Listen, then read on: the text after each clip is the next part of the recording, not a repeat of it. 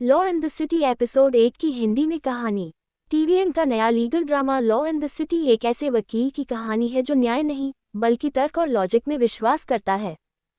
जू हयोंग ली योंग सक द्वारा निभाया गया किरदार एक शांत, अनुशासित और बेहद बुद्धिमान वकील है जो 9 साल से अपने करियर में बिना किसी इमोशनल उलझन के आगे बढ़ रहा है।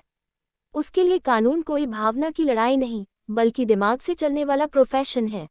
स्मॉल डायमंड एपिसोड की शुरुआत। कहानी एक शांत सुबह से शुरू होती है। जू हयोंग अपने रोजाना की दिनचर्या में व्यस्त है, समय पर ऑफिस आना, बिना किसी बात के अपने काम में लग जाना। कोर्ट जाते समय वो एक जूनियर वकील को देखता है जो मोबाइल पर कोई लीगल ड्रामा देख रहा होता है और उसमें बोले गए डायलॉग्स को दोहरा रहा होता है। जू हयोंग हल्के से मुस्कुराता है। उसे अपने पुराने दिन याद आते हैं जब वह भी कोर्ट को एक इमोशनल जगह समझता था। अब वह बदल चुका है, न इमोशनल होता है, न किसी क्लाइंट से ज्यादा जुड़ाव रखता है।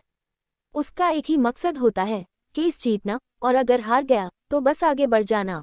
Small diamond courtroom scene. Court में जू हयोंग बेहद शांत और तर्क से भरी दलीलें देता है। जूनियर वकील उसे देखता है और काफी प्रभावित होता है। बाद में जू हयोंग उसे सलाह देता है कि ड्रामा देखने से अच्छा है असली केस स्टडी और लॉ की किताबें पढ़ो। ऑफिस में एक हलचल भरा माहौल है, हर कोई अपने अपने काम में व्यस्त है, लेकिन सबकी एक आदत कॉमन है, लंच पर बहस करना कि कहाँ खाना है। जू हयोंग और उसके कुछ दोस्त चांगवोन, मुनजोन, सान की, डोंगवुक एक ग्रुप चैट में रोज लंच की जगह तय करते हैं। इस दिन डोंगवुक की विदाई है क्योंकि उसे एक नई नौकरी मिल गई है। लंच के दौरान जू हयोंग कैजुअली बताता है कि उसकी आज एक ब्लाइंड डेट है। सब लोग चिढ़ाते हैं कि वो फिर भी डिनर में जरूर आएगा, और ऐसा ही होता है। डेट बोरिंग होती है और जू हयोंग उसका नंबर डिलीट करके डोंगवुक की फेयरवेल पार्टी में पहुंच जाता है।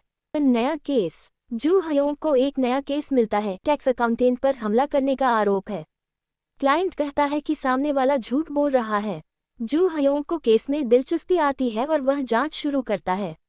जब वह क्लाइंट के घर जाता है तो उसके व्यवहार को ध्यान से देखता है। फिर पता चलता है कि दोनों आरोपी और पीड़ित पहले एक ही पते पर रहते थे।